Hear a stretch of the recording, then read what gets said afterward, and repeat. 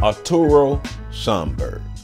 On January 24, 1874, Arturo Alphonso Schomburg was born in Santurce, Puerto Rico, to a free black Caribbean midwife named Mary Joseph. His father was a German merchant residing in Puerto Rico, Carlos Frederico Schomburg. As a young child in school, Schomburg was having a discussion with one of his teachers, who went on to tell him that African people had no history and contributed nothing to humanity. Schomburg did not believe his teacher and was determined to find and display the history of African people to the world. He completed his formal education in San Juan, Puerto Rico at the Instituto Popular, studying commercial printing. He also studied African literature at St. Thomas College. Schomburg moved to Harlem, New York, where he became a member of the Revolutionary Committee of Puerto Rico, a committee founded by Puerto Rican exiles who united with Cubans to fight for their independence from Spanish rule. Unfortunately, the Cuban revolutionary struggle was unsuccessful and Puerto Rico became a territory of the United States. Schomburg was turning his attention to uncovering the history of Africa and its many accomplishments. In 1911, Schomburg co-founded the American Negro Society as well as renamed the El Sol del Cuba No. 38 Lodge to the Prince Hall Lodge No. 38. Afro-Puerto Rican was the term Schomburg used for himself after experiencing racism. He wanted America to know he was proud of who he was and his ancestral heritage. While studying as much of African history and culture as he could, Schomburg worked as a clerk in a law firm and as a Spanish teacher. In 1895, Schomburg married a woman named Elizabeth Hatcher. The couple produced 3 sons before her death in 1900. 2 years later, he married Elizabeth Monroe Taylor. They produced 2 sons before her death. Then he married Elizabeth Green, and they produced 3 sons.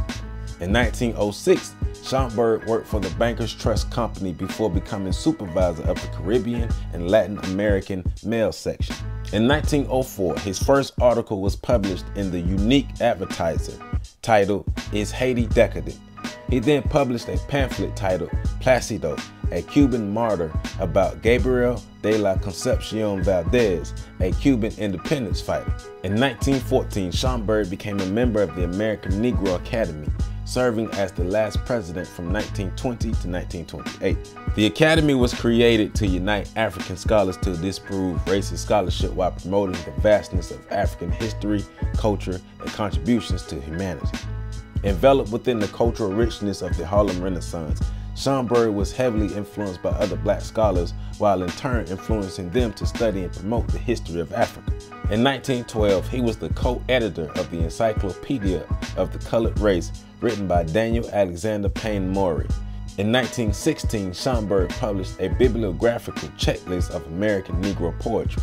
In 1925, Schomburg published the essay "The Negro Digs Up His Past" in the Survey Graphic magazine.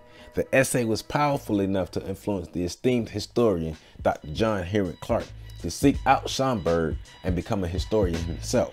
"The Negro Digs Up His History" was also in the essay collection titled "The New Negro" by Alan Locke.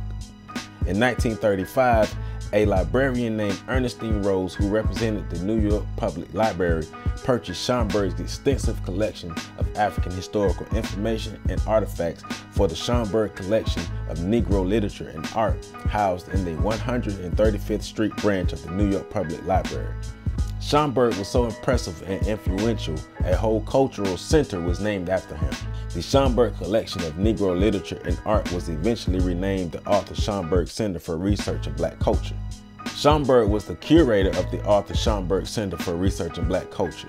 He also served as the curator for the Negro Collection at Fisk University's library from 1931 to 1932. He became an honorary member of the Men's Business Club, became the treasurer of Loyal Sons of Africa. He became the past master of the Prince Hall Lodge No. 38, Free and Accepted Masons, and Rising Sun Chapter No. 4. Schomburg died in 1938, but inspired so many African people to learn about the greatness of African history and culture and the many accomplishments African people brought to the world. Schomburg traveled the world collecting African historical facts and information to display to his people and the world. He was named one of the 100 greatest African Americans in 2002 by Molefi Asante. Hampshire College and the University of Buffalo both have scholarships named in honor of Schomburg. He is one of the many African historians who laid the foundation for On the Shoulders of Giants to exist today. To the great Arturo Alphonso Schomburg, we proudly stand on your shoulders. For more information, make sure you visit www.ontheshoulders1.com or www.ontheshoulders.org, and make sure you visit my website and check out my On the Shoulders of Giants African History book series, where I display African heroes that represent North America, Central America, and South America.